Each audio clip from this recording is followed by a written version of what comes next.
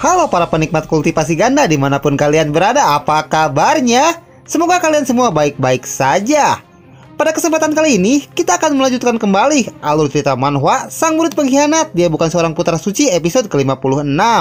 Dimana pada episode sebelumnya, Chusyu yang berhasil menyusup ke kediaman keluarga Ouyang sampai akhirnya dia bertemu dengan Patriark Ouyang di ruangannya. Tapi Patriark Ouyang ternyata adalah seorang wanita tua yang buas karena dia haus akan belayan dari pria muda.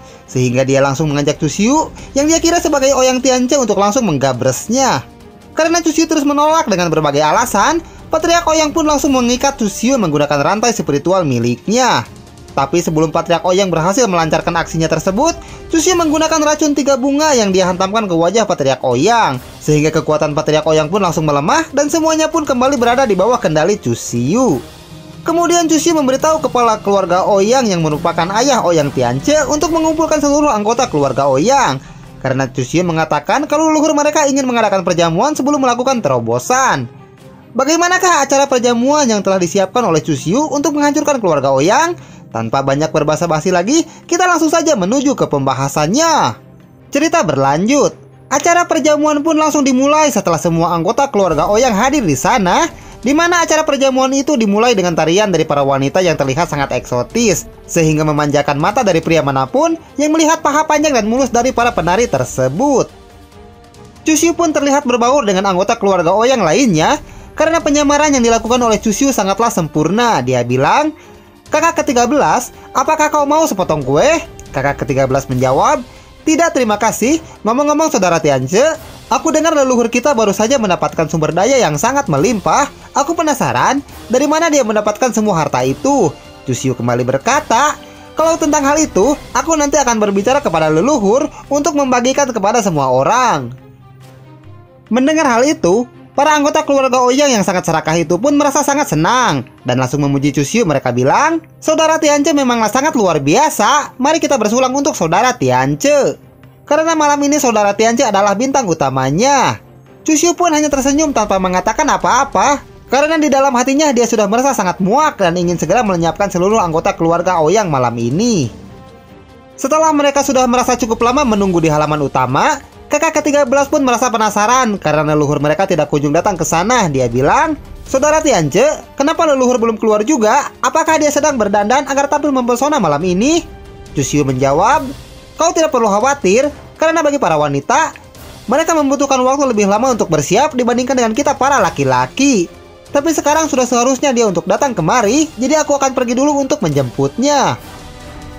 Kemudian, alangkah terkejutnya semua orang yang ada di sana karena mereka melihat Chusyu yang datang sambil menyeret Patriark Ouyang bersamanya. Dia bilang, "Saudara sekalian, sekarang mari kita sambut nenek moyang kita yaitu leluhur keluarga Ouyang. Hai nenek, cepatlah katakan sesuatu sebagai kata sambutan untuk mereka yang telah hadir di sini." Patriark Ouyang yang sudah kehilangan semua energi spiritual miliknya, dia tidak bisa lagi mempertahankan wujudnya sebagai seorang gadis muda. Dan wajahnya pun kembali seperti sedia kala, di mana dia terlihat seperti seorang nenek tua pada umumnya. "Aku meminta maaf atas nama leluhur, karena sepertinya dia sudah tidak memiliki tenaga lagi bahkan untuk berbicara sekalipun," ucap Chusyu dengan senyuman jahat di wajahnya. Tentu saja, semua anggota keluarga Ouyang pun menjadi sangat marah setelah melihat Chusyu menyeret leluhur keluarga Ouyang. Mereka bilang, "Tianche, apa yang kau lakukan? Kenapa wajah leluhur kita menjadi seperti itu?" Anggota keluarga Ouyang yang lainnya menambahkan, "Tianche, apakah kau berniat melakukan pemberontakan? Berani sekali kau melakukan hal itu kepadanya. Cepat lepaskan leluhur sekarang juga."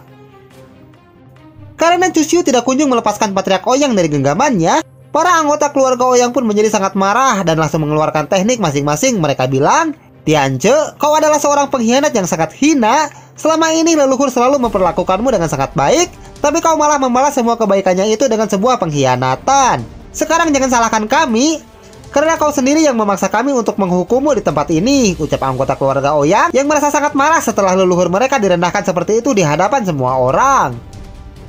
Tapi semua itu sudah termasuk ke dalam rencana busuk Chusyu, di mana Chusyu sengaja mengumpulkan seluruh anggota keluarganya di ruangan terbuka karena Chusyu akan mengeluarkan racun miliknya untuk melenyapkan mereka semua sekaligus. "Kalian jangan terlalu bersemangat seperti itu, karena aku memiliki hadiah untuk kalian semua," ucap Chusyu sambil melemparkan botol racun miliknya. Botol racun itu pun langsung pecah dan menyebar ke seluruh tempat dengan sangat cepat, sehingga membuat anggota keluarga Ouyang menjadi panik. Mereka bilang, ini adalah gas beracun, semuanya tahan napas kalian, jangan sampai kalian menghirup gas beracun ini. Tapi semua itu sudah diperhitungkan oleh Chu Xiu dengan sangat matang. Dia bilang, semua itu percuma saja, karena jika kalian menahan napas sekalipun, racun ini akan masuk ke dalam pori-pori di kulit kalian. Dan benar saja, meskipun mereka semua berusaha menahan agar tidak menghirup gas beracun tersebut, tapi semua itu sia-sia saja, karena gas beracun milik Lin Xiu sangat ganas, sehingga bisa masuk ke dalam pori-pori kulit mereka. Tianche, kau adalah pengkhianat yang sangat hina, keluarga Ouyang kami tidak akan pernah melepaskanmu, ucap kakak ke-13 sambil terbata-bata setelah gas beracun itu masuk ke dalam tubuhnya. Tanpa membutuhkan waktu yang lama, gas beracun itu langsung bereaksi, sehingga wajah dari anggota keluarga Ouyang langsung terlihat sangat pucat, karena mereka melihat Chu Xiu sedang melakukan sesuatu yang tentu saja apa yang akan dilakukan oleh Chu Xiu bukanlah hal yang baik bagi mereka.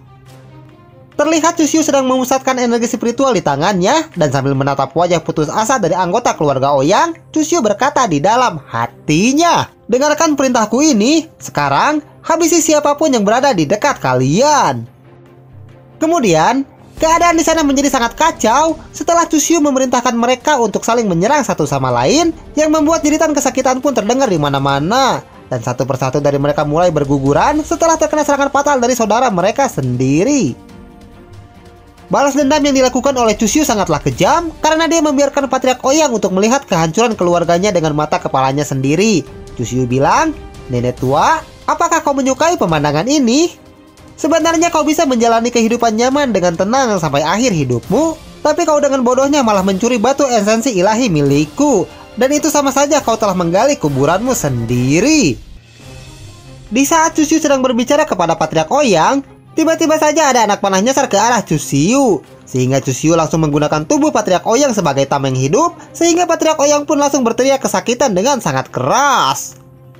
Sambil menggoyangkan anak panah yang masih tertancap di tubuh Patriark Ouyang, Chu Xiu pun berkata dengan senyuman di wajahnya, "Ups, maafkan aku, itu adalah refleks spontan dari tubuhku. Pasti sekarang kau merasa sangat kesakitan, bukan? Karena di sini terlalu berbahaya, jadi aku memutuskan untuk melihat-lihat ruangan penyimpanan kalian. Aku yakin kau juga pasti tidak keberatan." Patriark Ouyang yang sudah kehilangan kekuatannya, dia hanya diam saja tanpa bisa mengeluarkan sepatah kata pun kepada Chu Xiu. Lalu Chu Xiu mengeluarkan seutas tali dan menaruhnya di leher Patriark Ouyang. Dia bilang, "Sayangnya kau tidak boleh ikut bersamaku, karena pertunjukan di sini belum selesai. Jadi kau harus tetap berada di sini untuk melihatnya sampai akhir, dan aku akan menyiapkan tempat VIP khusus untukmu." Chu Xiu pun mengikat tubuh Patriark Ouyang di atas langit-langit agar dia bisa melihat anggota keluarganya yang sedang saling menyerang satu sama lain. Sementara Chu Xiu dia hendak pergi ke ruangan penyimpanan milik keluarga Ouyang. Karena bagi Chu Xiu tidak cukup jika hanya mengambil uangnya kembali, tapi Chu Xiu berniat untuk mengambil semua harta yang dimiliki oleh keluarga Ouyang. Setelah Chu Xiu pergi dari sana, Patriark Ouyang yang sedang terikat di langit-langit pun tidak bisa bergerak sembarangan. Karena jika dia melakukannya, tali yang dipasang oleh Chu Xiu akan langsung menjerat lehernya. Sehingga Patriark Ouyang pun hanya bisa meratapi semua itu dan berkata di dalam hatinya, "Apa yang telah aku lakukan? Kenapa aku malah memprovokasi monster kejam sepertinya? Sekarang aku hanya bisa melihat kehancuran keluargaku sampai ajalku tiba. Ini adalah hukuman yang sangat kejam bagiku." Kemudian, Chu Xiu berjalan menuju ke ruangan penyimpanan milik keluarga Ouyang. Dan saat hendak menuju ke sana, Chu Xiu melihat istri Ouyang Tianche yang melihatnya dari kejauhan, sehingga Chu Xiu pun langsung menghentikan langkahnya. Xuanrong yang sudah mengetahui apa yang telah dilakukan oleh Chu Xiu, dia tidak terlihat panik sama sekali, dan malah bersikap seperti biasanya. Dia bilang, "Suamiku, apakah kau ingin pergi ke ruangan penyimpanan harta karun?" Chu Xiu pun langsung menghampiri Xuanrong karena Chu Xiu sudah mengetahui kalau Xuanrong sengaja bersikap seperti itu kepadanya. Dia bilang, "Seharusnya kau sudah tahu kalau aku bukanlah suamimu, tapi orang yang sedang menyamar sebagai dirinya. Karena sebagai istrinya, kau pasti sudah mengetahui hal kecil sekalipun dari suamimu." Ekspresi wajah Xuanrong yang terlihat lebih ceria daripada sebelumnya. Dia mengatakan kalau sedari awal sudah menyadari hal itu. "Aku sudah menyadarinya dari kemarin. Meskipun mata Ouyang Tianche itu sangat dingin dan sombong, namun di dalam lubuk hatinya dipenuhi dengan keputusasaan. Tapi yang aku lihat dari matamu berbeda, karena terpancar dari matamu kau dipenuhi dengan tirani dan mementingkan diri sendiri."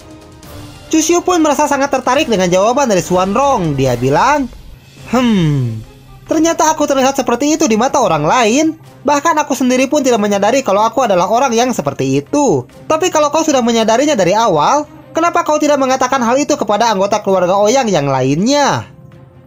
Xuanrong pun menjawab pertanyaan dari Chu Xiu. Dia bilang, "Mengapa juga aku harus membongkar penyamaranmu? Karena tujuanku menikah dengan Ouyang Tianche agar dia menghancurkan keluarga Ouyang. Dan sebenarnya, aku ingin mengajakmu untuk bekerja sama dalam melakukan hal itu. Tapi kau sudah memulainya terlalu cepat dan kau bisa melakukan semua itu dalam waktu sekejap saja.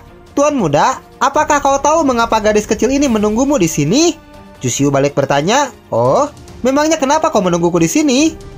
Xuanrong pun menjelaskannya kepada Chu Xiu. Dia bilang, "Karena aku juga bertujuan untuk pergi ke ruangan penyimpanan keluarga Ouyang untuk mengambil sesuatu. Setelah itu tercapai, jika kau menginginkan nyawaku, aku siap untuk melakukannya sendiri." Mendengar tekad bulat yang dimiliki oleh Xuanrong, Chu Xiu pun menjadi penasaran dan bertanya kepadanya, "Kenapa kau rela melakukan semua itu? Apa sebenarnya yang kau inginkan di ruangan penyimpanan keluarga Ouyang?" "Aku hanya ingin mengambil tulang adikku," ucap Xuanrong menjawab pertanyaan dari Chu Xiu. Setelah mendengar hal itu, Chu Xiu tidak peduli sama sekali dan langsung mengeluarkan energi spiritual api miliknya untuk melenyapkan Xuanrong yang merupakan bagian dari keluarga Ouyang. Xuanrong bilang, "Pasti tuan muda ingin mengetahui kenapa ada jenazah di ruang penyimpanan." "Aku bahkan tidak ingin mengetahuinya," ucap Chu Xiu yang tidak peduli sama sekali tentang masalah Xuanrong. Xuanrong pun langsung berpikir kalau Chu Xiu akan segera melenyapkannya, sehingga Xuanrong langsung mengeluarkan keringat dingin dan berkata di dalam hatinya, "Siapa sebenarnya orang ini? Aku sudah mengatakan tujuanku yang sebenarnya, tapi dia malah berniat untuk langsung melenyapkanku. Tunggu dulu sebentar tuan muda, gadis kecil ini mempunyai suatu rahasia yang mungkin akan menarik minatmu," ucap Xuanrong yang berusaha bernegosiasi dengan Chu Xiu. Karena Chu Xiu hanya diam saja dan tidak kunjung menarik kembali energi spiritual api di tangannya, Xuanrong pun mengatakan rahasia yang dimaksud olehnya kepada Chu Xiu. "Apakah tuan muda mengetahui teknik rahasia Xing Zimi yang legendaris itu?" Mendengar hal itu, Chu Xiu langsung tersenyum dan berkata di dalam hatinya, "Hahaha. Gadis ini sangat pintar, dia ingin memberitahuku tentang teknik rahasia Xing Zimi. Baiklah, aku sudah mengerti sekarang, tapi dia lupa akan satu hal, kalau orang pintar itu akan cepat kehilangan nyawanya." Setelah melihat Chu Xiu menarik kembali energi spiritual api miliknya, Xuanrong pun langsung menggenggam tangan Chu Xiu. Dia bilang, "Rahasia itu adalah Dozimi, keluarga Ouyang memiliki petunjuk tentang Dozimi." Chu Xiu pun berkata di dalam hatinya, dari ekspresi dan nada bicaranya, sepertinya dia tidak sedang berbohong. Xuanrong kembali berkata, "Aku harap dengan ini aku bisa membeli nyawaku untuk sementara waktu, dan setelah aku mengambil jenazah adikku, masih belum terlambat bagi tuan muda untuk mengambil nyawaku." Lalu Chu Xiu langsung bersikap lebih lembut dari sebelumnya. Dia bilang, "Cepat katakan kepadaku, jika informasi yang kau bicarakan itu berguna bagiku, aku akan melepaskanmu. Karena bagaimanapun juga, sebenarnya aku ini adalah orang yang baik hati dan tidak suka mengambil nyawa orang lain tanpa alasan." Xuanrong menjawab, "Terima kasih banyak tuan muda atas kemurahan hati Anda."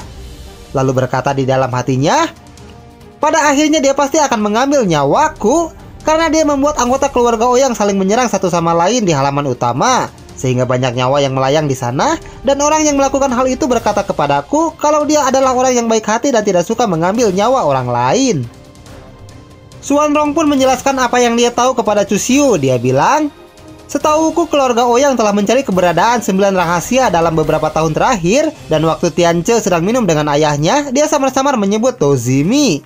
Chu Xiu pun bertanya, "Aku telah mencari di tubuh Patriark Ouyang menggunakan teknik pencarian jiwa, tapi aku tidak menemukan kalau Ouyang Ye pernah berkata kepadanya tentang Dozimi." Xuanrong menjawab, "Itu karena Ouyang Ye berniat untuk menguasai Dozimi seorang diri untuk bersaing dengan Patriark Ouyang, tapi dia tidak cukup berbakat untuk melakukan hal itu." Lalu Chu Xiu tiba-tiba menggunakan teknik miliknya yang membuat Xuanrong terkejut. Chu Xiu bilang, "Aku harap kau tidak berbohong kepadaku, dan jika aku bisa menemukan petunjuk tentang Dozimi, aku akan memberikanmu penawarnya. Jika dalam waktu 3 hari kau tidak memiliki penawar dariku, maka tubuhmu akan meleleh dan menjadi lautan cairan merah." Xuanrong pun hanya bisa pasrah dengan hal itu, dan dengan wajah yang terlihat masih tertekan, dia berkata di dalam hatinya, "Ternyata dia adalah orang yang sangat waspada, tapi semua ini sudah cukup bagiku. Asalkan aku bisa mengambil jenazah adikku dari dalam sana, aku tidak peduli dengan nyawaku sendiri." Kemudian, Mereka pun pergi ke ruangan penyimpanan harta keluarga Ouyang, di mana di sana terlihat gunung emas dan juga batu esensi ilahi, serta terdapat banyak sumber daya yang sangat berharga yang telah dikumpulkan oleh keluarga Ouyang dalam waktu yang cukup lama. Melihat semua harta yang ada di sana, Cucu pun merasa takjub. Dia bilang, keluarga Ouyang adalah keluarga yang sangat besar dan sesuai dengan reputasinya, mereka pasti memiliki harta karun yang sangat berlimpah seperti ini. Cucu yang merasa sangat senang itu, dia terlihat memejamkan kedua matanya dan berkata di dalam hatinya, ternyata aku datang ke tempat yang benar. Baiklah, sekarang mari kita ambil semua harta yang ada di ruangan penyimpanan ini. Lalu Cucu mulai menghisap semua harta yang ada di sana, karena Cucu sangat memerlukan sumber daya yang sangat berlimpah untuk meningkatkan kultivasi tubuh primordial suci kuno miliknya yang membutuhkan banyak sumber daya untuk setiap tingkatannya. Sementara Xuanrong, dia hanya diam saja saat melihat Cucu mulai menghisap harta yang ada di sana dan ceritanya pun bersambung. Waktos nasib. Segitulahnya, pemirsa. Oke lah, tepang deh di sana kesempatan. Terus dukung semua channel Jago Ngora agar kami bisa tetap berkarya di masa depan. Maju dan berjayalah terus Jago Ngora Trot Lovers.